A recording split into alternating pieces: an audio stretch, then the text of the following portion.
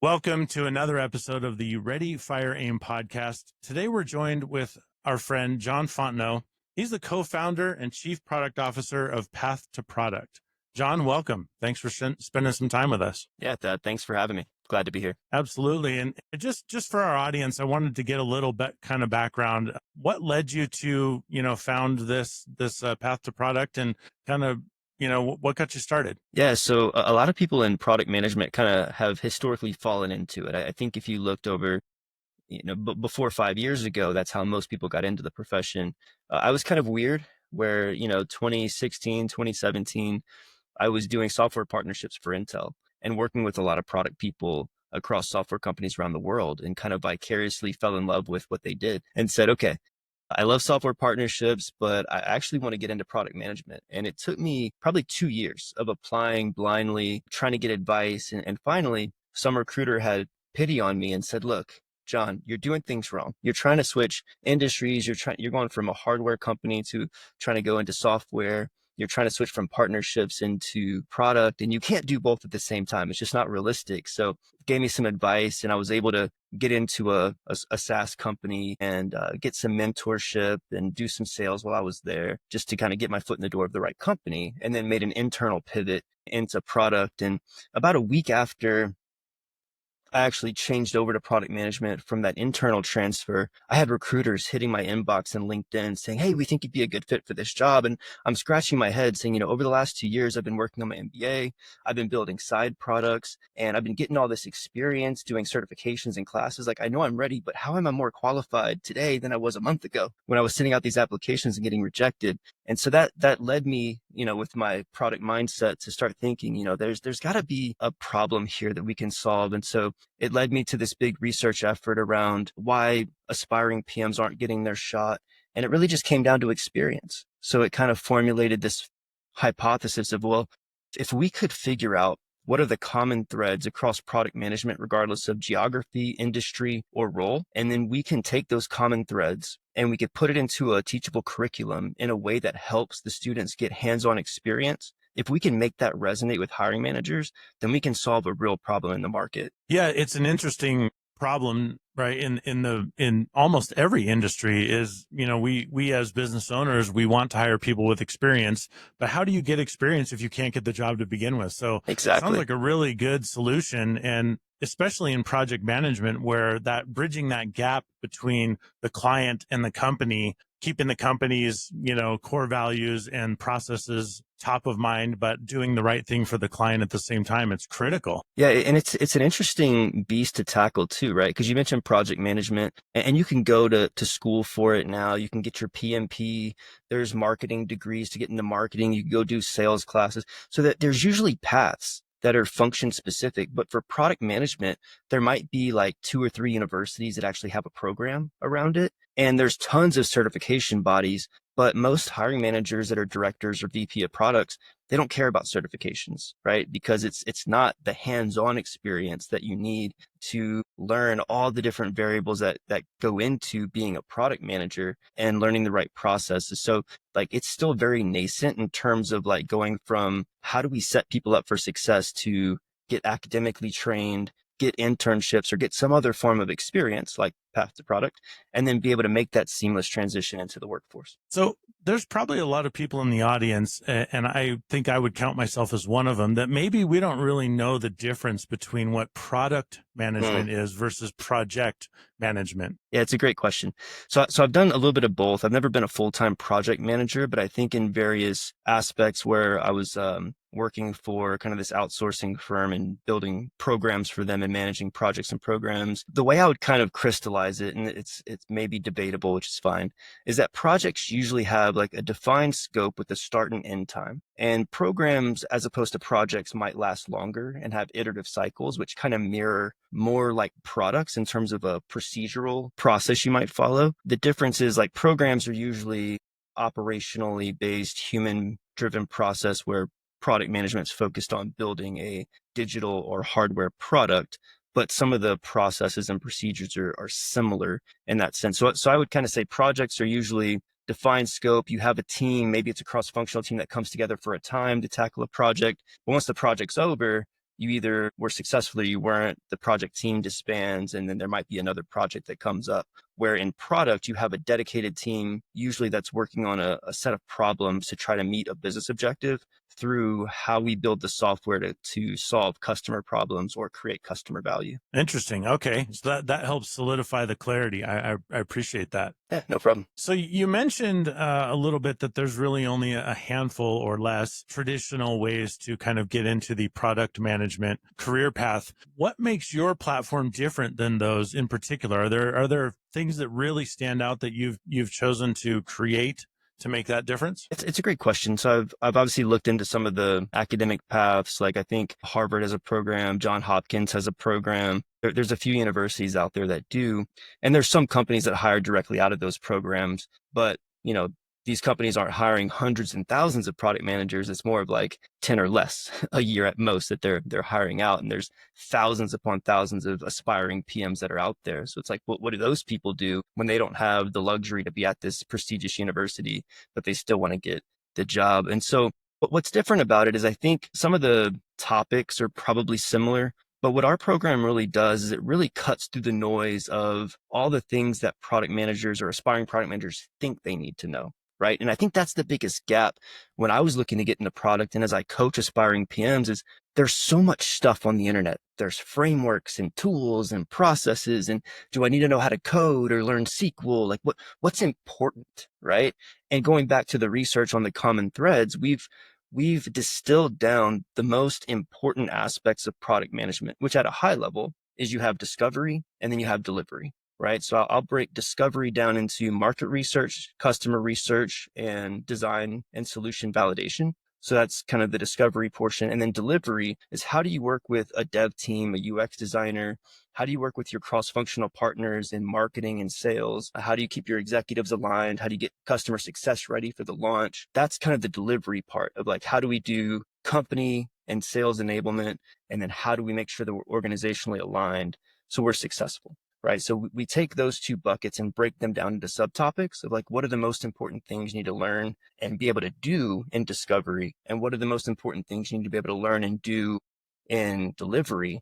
And then how do we, through a digital platform, give them an augmented experience or as close to real simulation as possible? And that's kind of where the magic happens. Sounds like you have to be a real people person to be able to speak kind of different languages, if you will, not necessarily coding languages, but if you've got to be able to speak to all these different departments and kind of be that central hub, it's got to be difficult, I would imagine. Absolutely. And I think that's a part of the challenge and kind of the high bar of getting into the role, right? Is it's not, even though you have maybe entry-level product manager roles, it's not an entry-level role, right? It's not like you're doing entry-level sales or data entry or something where coming out of school, you can kind of get your feet wet and learn how to work as a team or work with other people in a company. It's like some of these things have to be there and you don't have to know all of it, but as long as you have a base, whether it's, you're stronger with business acumen or you're stronger working with customers or you have a technical competency, if you have one or two of those three things, making that transition's easier.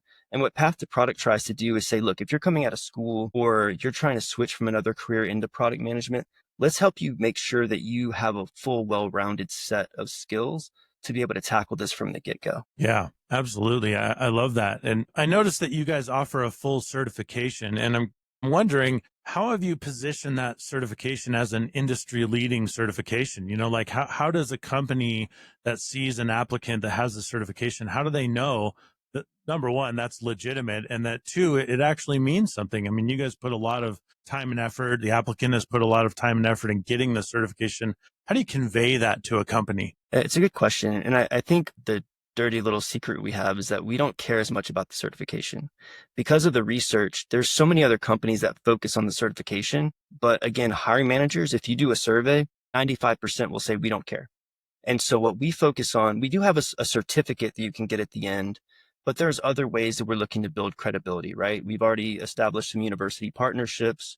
We're working with other training platforms for product managers who kind of have complementary services to us. So there's kind of industry partnerships and relationships that we're working through to build that credibility, bringing on other product leaders from big brand companies or who have strong reputations in the field to be kind of mentors or help lead some of the live cohorts that we have. And so it's really kind of more of a community-led reputation management for our NPR for our company. But where the magic is really is in the portfolio projects. So I mentioned that there's hands-on assignments, and each assignment they do through each of the modules, as they're completing those, it gets kind of ported into a portfolio project that looks really nice. They could show it off. It's optimized for SEO. So if somebody's searching their name, it pops up and they can see what their work is and their experience. And really that's the piece in their portfolio, what they put on their LinkedIn. There's a whole bunch of like hacky career things that we help our students learn how to do to get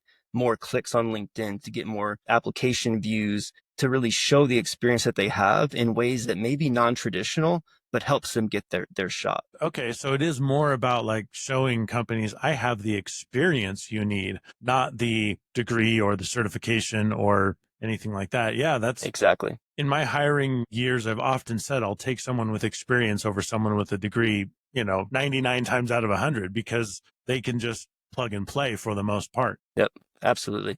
And you're not alone. I mean, I think like in all my research, and I think most hiring managers would say this, and especially on the recruiting side, right? I'll give you an analogy. Back 20, 30 years ago, not great with timelines, but the expression was nobody gets fired for hiring IBM or buying IBM. I think now it's like no one gets fired for hiring Salesforce. Both of those products probably aren't the best products, but they're the industry leaders and they're the safe choice. And that's what experience is in a hiring decision. It's the safe choice. But what people don't tell you is that somebody had to give them their first shot. And what's actually validating that they were good for the 5, 10 years that they were doing the job, right? How many leaders that there actually hold performance accountable in a day to day? And I've seen this play out so many times where you have kind of subpar performance, but now you have 5 years of experience, so you're getting a senior level role. So at some point, eventually stuff hits the fan and you get let go because somebody has the guts to tell you weren't doing very good. But we have tons of that across the industry. So it's like, how do we actually put the proof in the pudding and show that this person has the skills? And so there's kind of a long-term vision around not just aspiring PMs, but how do existing PMs show through some type of portfolio that that they are at the top of their game, right? And it's not just the logo on their resume getting them the job or the years of experience getting them the job. This is what's going to happen, right? We have Gen AI taking over everything. It's the most impactful thing since software ate the world, so to speak. And a lot of companies are saying, oh man, how can I cut cost? Can I have a single person do product management, research, design? And yes, they have tools to make them more efficient now, but because now they're so spread thin, the work is going to stay surface level. Hiring is going to decrease because we think Gen AI can do everything for us. We can automate away everything. Once there's a realization that we've automated all the entry level stuff, so to speak, and now we just have these super experienced people, now we have a talent gap where these super experienced product managers are starting their own companies, or they're becoming course creators or content creators or podcasters or consultants. And now what do? All the experienced PMs are retired, not here with us anymore, or they're doing other things. What do we do now? And there needs to be a solution industry wide that's training that next generation of product managers so we don't have to start from scratch. You bring up a good point with AI. I mean, what a time to be alive, right? I mean, AI is Absolutely. potentially the, most impactful change in human history, potentially, and we're here to witness it. But how do you incorporate AI into your kind of platform? And are you training people how to use AI? Are you using AI to just train them in being a product manager, or both? Yeah, the timing of that question is interesting because we're working on a relaunch of the next version of the platform where, because like you said, Gen AI is kind of an expectation now. It's the new level of skill set of how do we become more efficient? How do we use these tools to become better?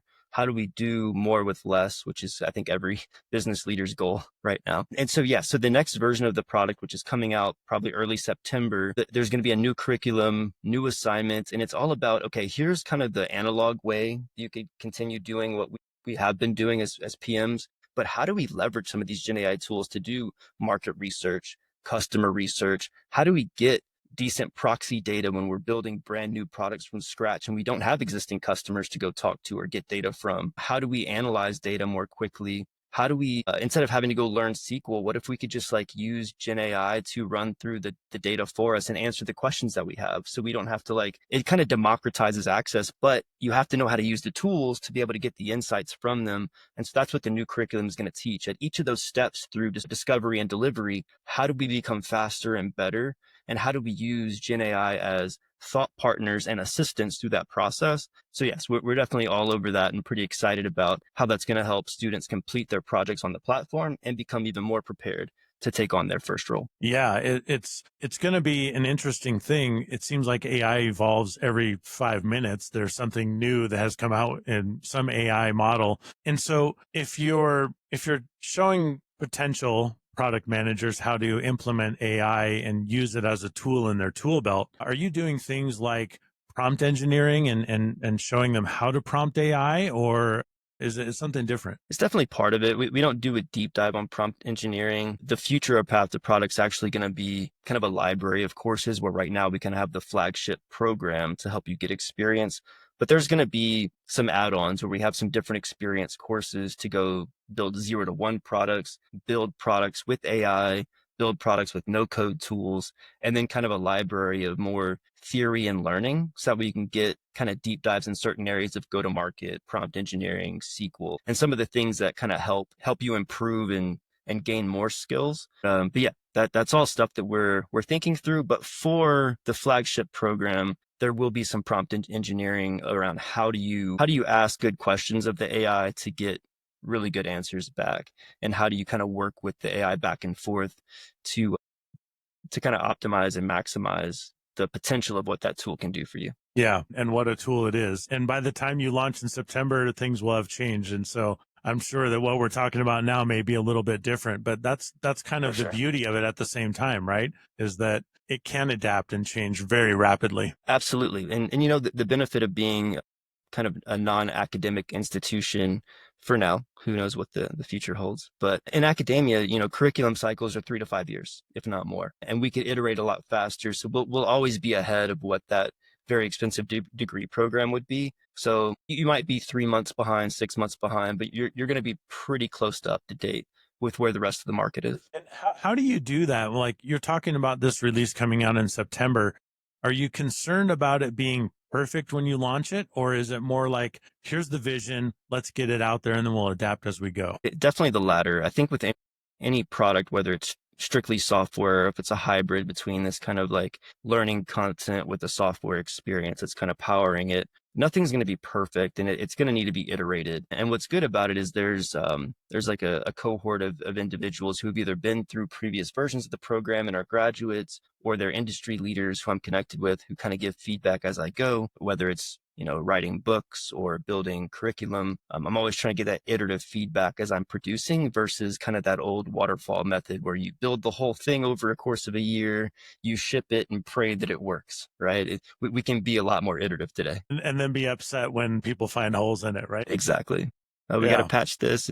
What, if you're comfortable sharing it, what are some of the biggest challenges you faced and like maybe some pitfalls that you've stepped in that other people could learn from? Yeah, absolutely. I think when you have what you think is a great idea, in terms of building a product and building a business, there's a lot of optimism. Obviously, if you're going to be an entrepreneur, you have to be optimistic. But I think being humble enough to identify like what your assumptions are, and even if you've done research, like these are things that we should watch out for, so you could test against them, measure them, because you don't want to get caught in this loop where like you're testing forever, right? You have to ship at some point. And so like practically the biggest challenge for us has been getting students to complete the program. And it's a double-edged sword because you want to make it to where they can complete the program, but you can't water it down so much that you take away the rigor of that highly simulated experience, because product management is not easy and there's a lot of things you have to do to be able to do it well. And so striking that balance of making it easy enough to complete, but difficult enough to give them the right level of experience and understanding of, is this even the right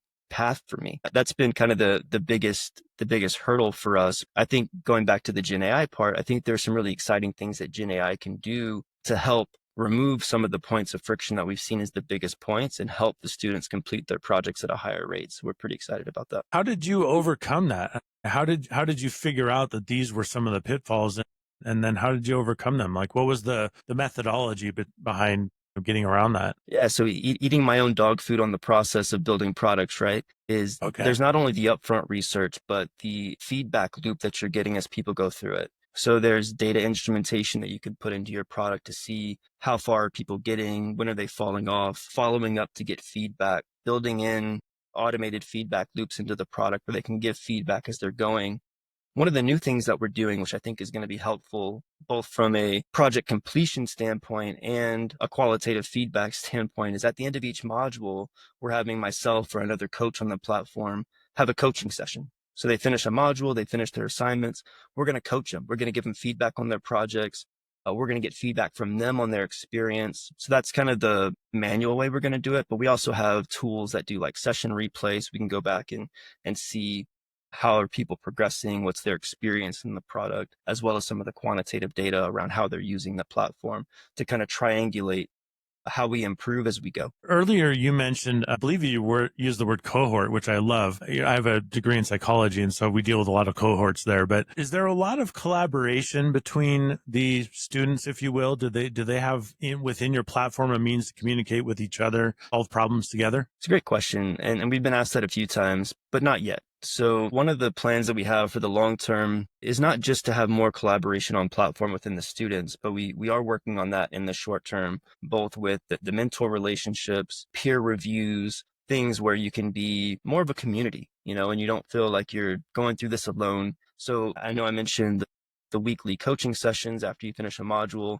the mentors, the peer reviews. But what we would love to do, and the thing that our platform doesn't do well today, is simulate that relationship between the PM, the UX designer, and the developers, right? Which is kind of that core relationship in the product management team. And so we're looking at doing partnerships with like boot camps, because a lot of boot camps have the developers and the UX designer, but they don't have the PM. So they're missing the experience of working with the PM, and somebody's having to play that role. So how do we bring those boot camps together with our program and give them a holistic experience? So that's kind of an exciting future for Path2Product. Yeah, I'm excited to see that roadmap come to fruition. It's one of the things that I've found with online learning is that you feel so isolated, and having that community, as you're talking about, can be a real boost to, just your success rates in general, I think, and then overall adoption of the program. Absolutely. Yeah.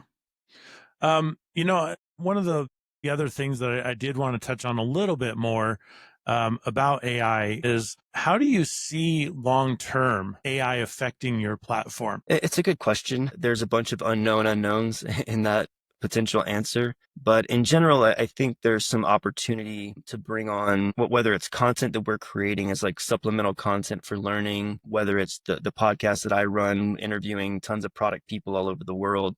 I think there's an interesting opportunity to train kind of a digital mentor where you have all this content, students can ask questions, and I don't have to be there in person all the time, or their mentor or one of the coaches, and they can get answers right on the spot. So as they're working through a problem, you could go to ChatGPT, you can go to Perplexity, but if you had something in the platform where you don't have to navigate away and you have something that's more tailored, because frankly, like not all product content's created the same, and we have a very particular set of philosophies around how products should be done versus maybe how it's being done in some areas. And I want our students to make sure that we're framing the product discipline in such a way that it becomes a true discipline, like a marketing or a sales or a finance. It's this debate of like art versus science. And I think there's going to be a bit of both, but where you should be scientific, or where you should have certain mental models about how to approach situations, I want them to make sure they're getting good training. So how do we make sure that we have kind of a co-pilot or an assistant for them, leveraging a lot of the data that we're already accumulating? Yeah, that's AI agents right now are hugely popular, and training an agent is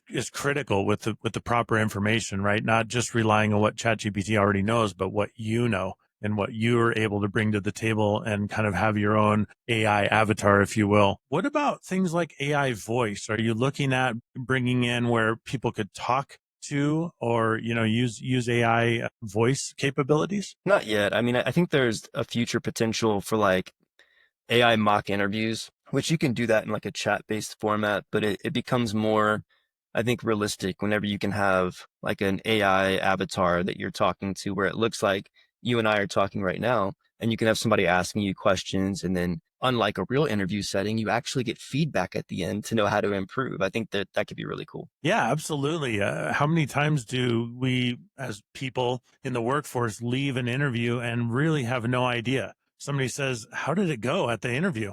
I think I crushed it. How do you know that? I mean, you feel good about the answers you gave, but how was it received? I think that would be a really good, feature to add is that Yeah. feedback loop. And then what was good and what wasn't good, and what could you improve next time? I think there's layers to that where if you train a model correctly, you can get some really insightful coaching there and be able to, continually practice in a way that's, you could do mock interviews with a variety of people who are in the industry. But if you have something that's well trained and based on a lot of aggregated data, you don't get kind of the one-off biased feedback from a company that does something one certain way. You get more holistic, well-rounded feedback, which I think would be.